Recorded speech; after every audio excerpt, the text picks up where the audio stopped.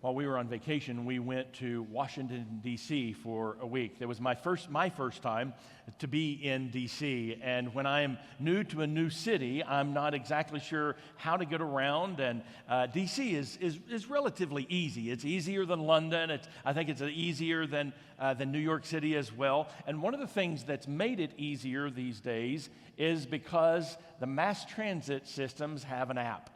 And that app is incredible. So we were staying in Alexandria, Virginia, and we knew that we needed to get on the Braddock Station, the entrance there for the metro, and we needed to take the yellow line to L'Enfant Plaza. And so that was clear enough. I found that on my app, and so the very first day, we were going to go to the Museum of the Bible. I wanted to check that out. It's a relatively new museum, about 5 years old. It has some of the finest biblical artifacts. In fact, these are the finest biblical artifacts that I've ever seen. I saw some 2nd century parchments from the Gospel of John. That is very, very early. I saw a first edition King James Version Bible. I found a ordination certificate that was signed by Francis Asbury. I mean, there were some astounding artifacts. So I was really looking forward to going to the Museum of the Bible. So we got on the metro, got off on L'Enfant Plaza, walked up the stairs, and it was a really hazy day that day. The wildfires from Canada, they've kind of drifted down, and it was cloudy, and I had the Metro app said it was a six-minute walk over to the Museum of the Bible. Well, I got out, and I had no idea of what direction I was looking. Again, I couldn't see the sun, and so I picked up my phone, typed in on my map, Museum of the, and it popped up, and I clicked on it, and off we went. And so we started walking, and in my idea, again, I was thinking the Museum of the Bible was to the south and a little bit of the east, on the east side of the mall. Well, but I didn't know where L'Enfant Plaza was compared to that, and so we started walking, and it took us across the mall. And if you've been in Washington, D.C., you know the site.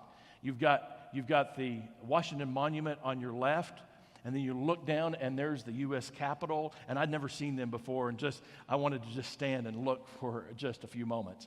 But we knew we had a short walk ahead of us. We wanted to get to the Museum of the Bible about when it opened, and so we started walking. As we were walking, Amy had been to D.C. before, and so she started pointing out some of the things that she knew that I would want to see. FDR's little desk. You know, that little monument. When he died, he said that he wanted a small little monument. And so his friends got some money together, and they made a small little monument. It was the size of his desk in the Oval Office. That's all he wanted. And she pointed that out to me. Years later, they created a large monument to FDR. And so as we continue to walk, she pointed out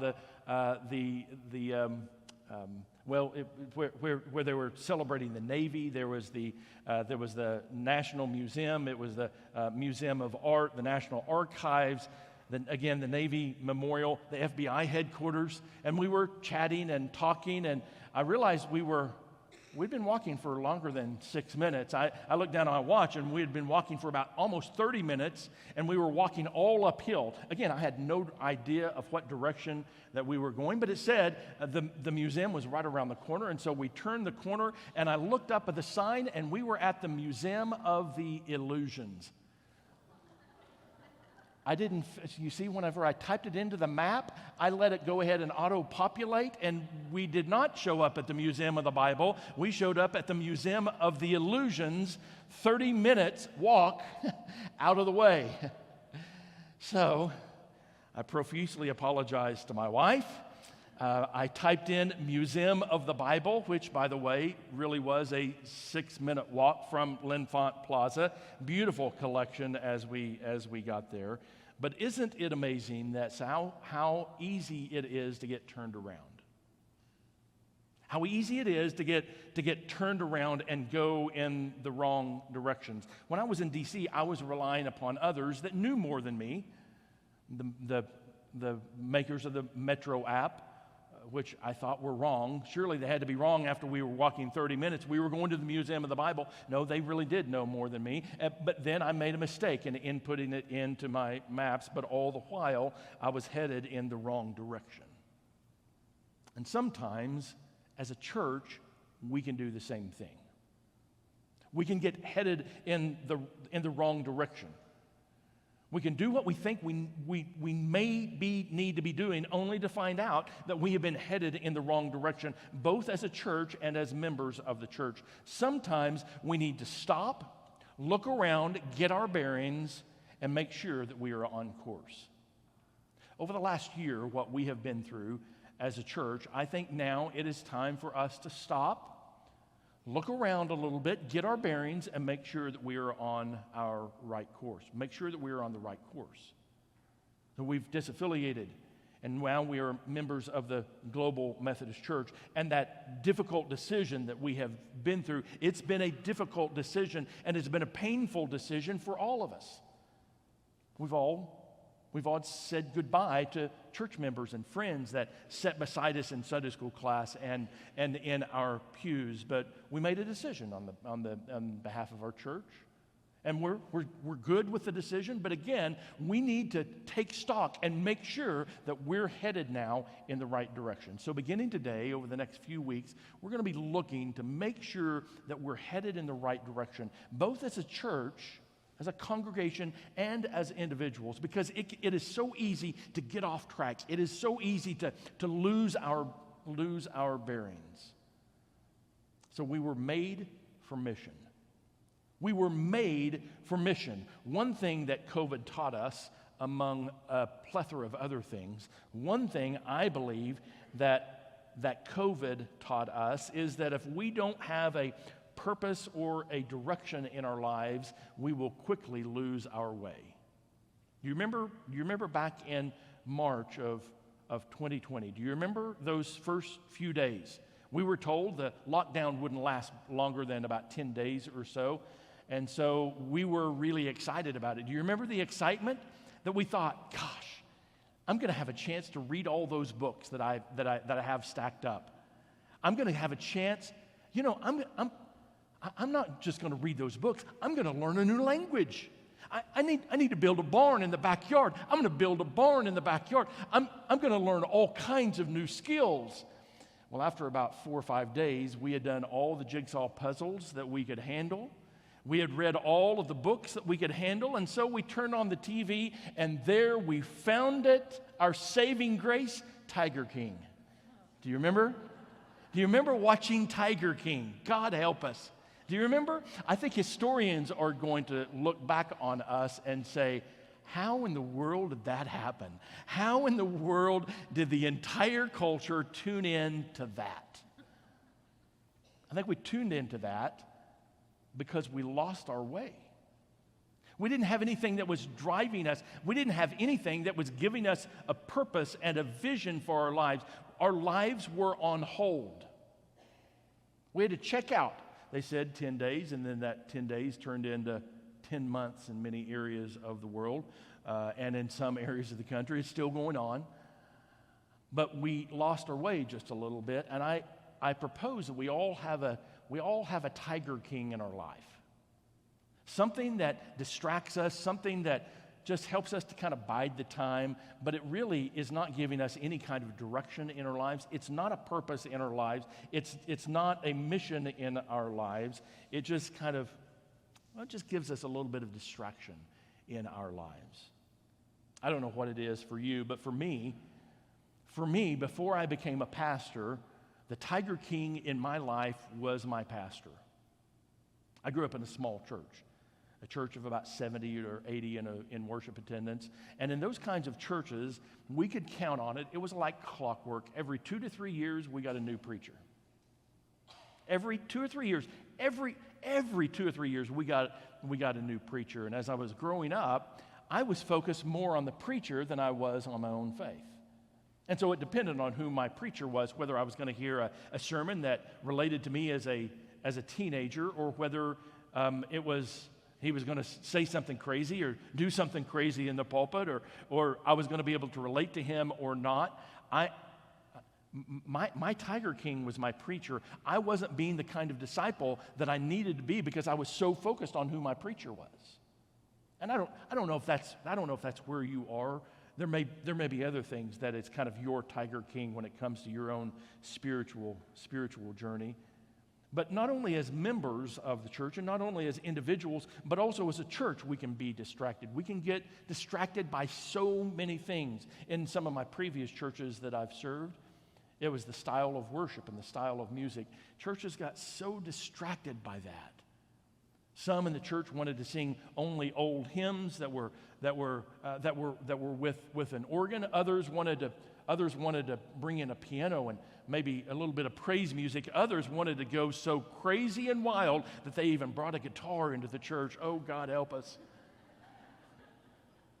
And we got so distracted by the worship wars that became the purpose of the church then, how we were going to fight in what style of worship we were going to have or what worship service that we were going to have. Or I've had other churches that they were so distracted by who was on staff or what kind of outreach events that they had, or sometimes we can become so focused on finances or worship or social events or programs that we miss the real mission of the church.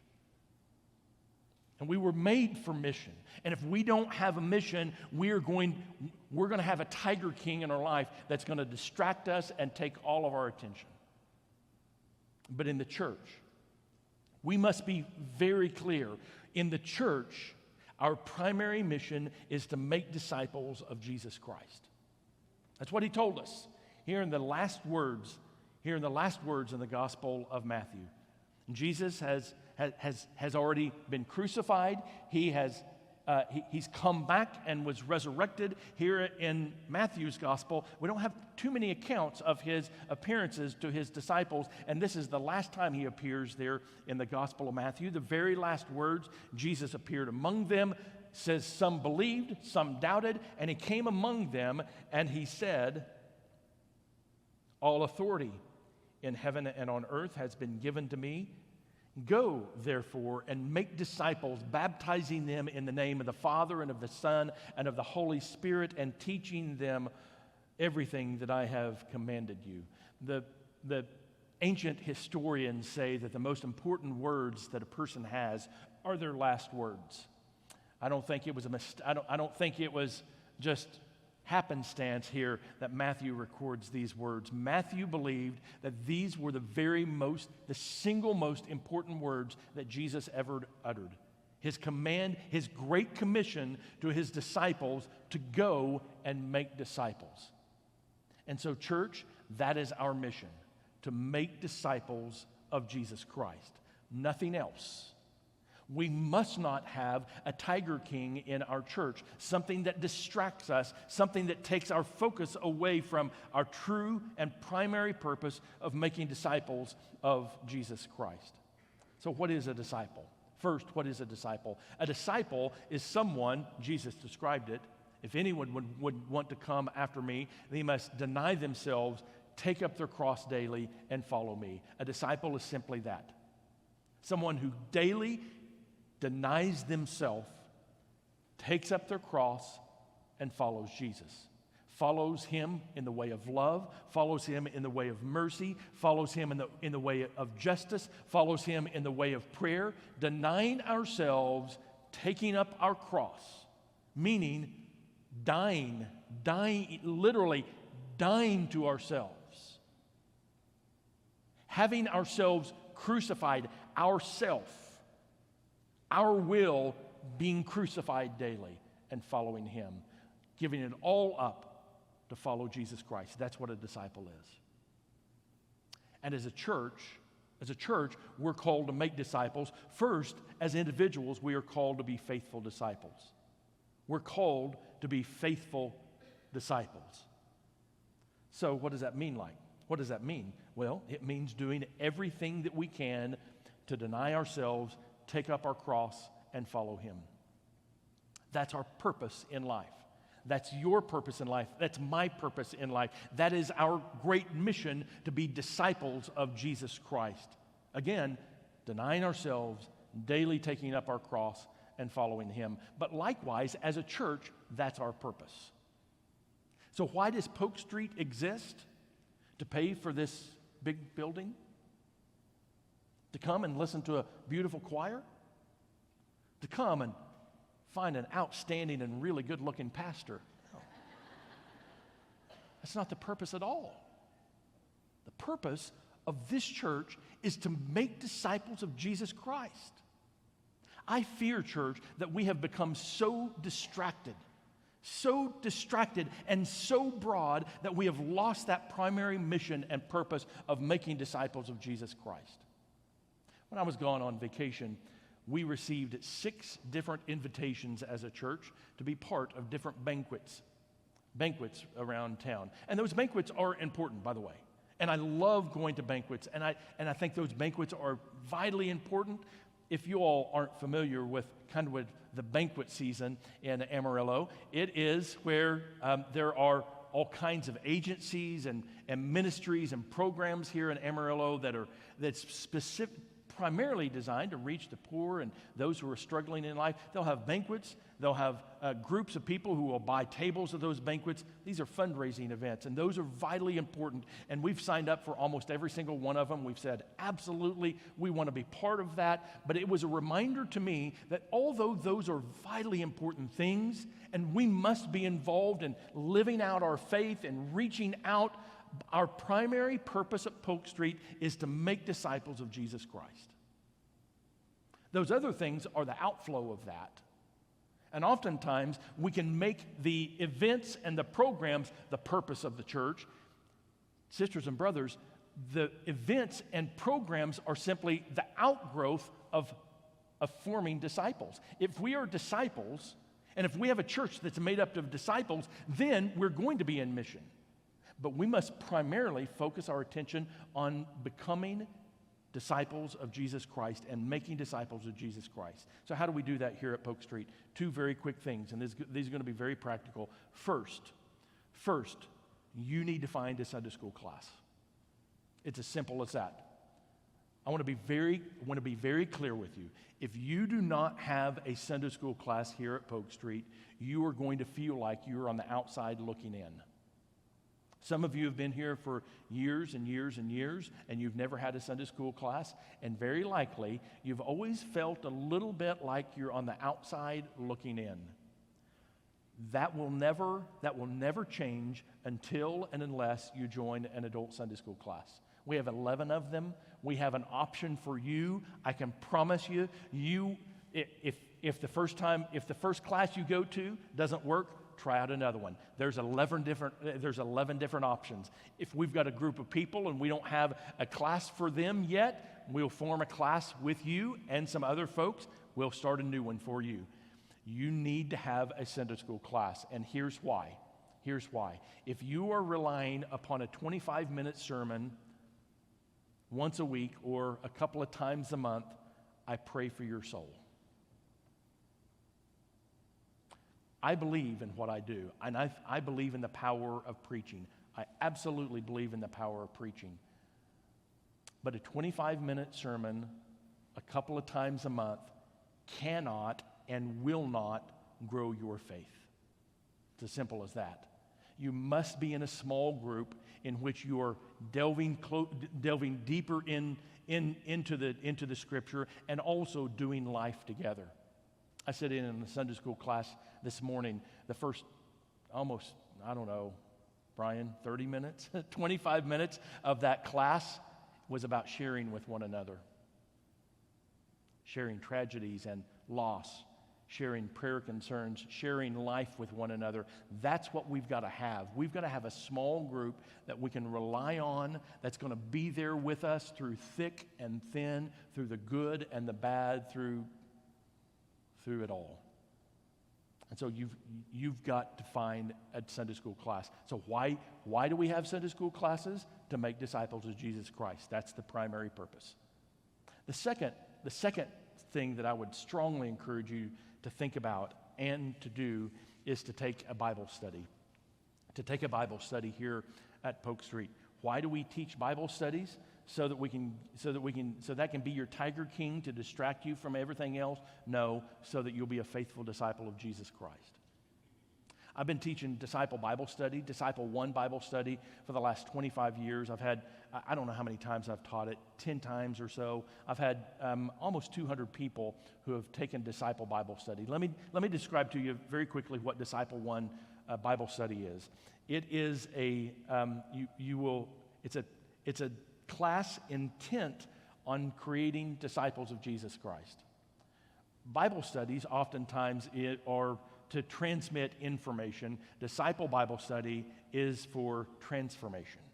If you want to be transformed, if you want to become more faithful in your following of Jesus Christ, I would strongly encourage you to take Disciple Bible Study. It's a 34-week class. It starts here in just a couple of weeks. It requires 20 to 30 minutes of reading the Bible per day. But when you complete it, of the 200 people, almost 200 people who have taken Disciple 1 from me, I have found maybe 5 people who finished that course and they said, it's a waste of my time. The other, close to 97% of those who took it said it was one of the most transformational times in my life. And it's not about my teaching, it is about engaging the Word. It's about engaging the Bible. I've heard from so many people just this past week, people who took Disciple Bible Study last year and told me how meaningful it was because it was a difficult time in their lives and they were in the Word. Their lives were crumbling down around them and they were in the Word, and they were in the Word with others. 90% of people, almost 90% of people who begin to read the Bible and they are intent on reading through the Bible. 90% of the people who start reading the Bible from beginning to end fail. They don't complete it. Only 11% of American Christians have read the Bible from beginning to end. I want you to be part of that 11%. I want you to be part of reading through the Bible. So you're invited to take Disciple Bible Study, either Disciple 1, which I'll be teaching, or Disciple 2, that will cover less of the Bible. It will simply cover 4 books, Genesis, Exodus, Luke, Acts. I would strongly encourage you to take one of those Bible studies. Why? Why do I want you to take those Bible studies? Because I want you to be a faithful disciple of Jesus Christ. That's what we're about here at Polk Street. We can get so distracted by so many other things. We can get so distracted by so many other things. We can get distracted by the name on the sign out front of our church. We can get distracted by the names of our staff members. You can get distracted by the style of music that we have. You can get distracted by all kinds of things. Do not let there be a Tiger King here in this church. We are created. We are created here at Polk Street Methodist Church. The reason God founded us 135 years ago was so that we would make disciples of Jesus Christ. That's what we're going to be about. We'll have other things, but that's what we are going to be about. So my prayer for you today is that you would recommit yourselves today to being a disciple of Jesus Christ beyond anything else. A good servant in the church? Absolutely. Someone who is out in the community doing good? Absolutely. But first and foremost, being a disciple of Jesus Christ. Would you bow with me, please? Oh Lord, let us not be distracted. Come what may, oh God. Come what may, we are going to make disciples of Jesus Christ here at Polk Street. And come what may, on this day, we are renewing our commitment, each one of us, that we are going to be faithful disciples of Jesus Christ. Oh God, may it be so. In the name of the Father, and of the Son, and of the Holy Spirit. Amen.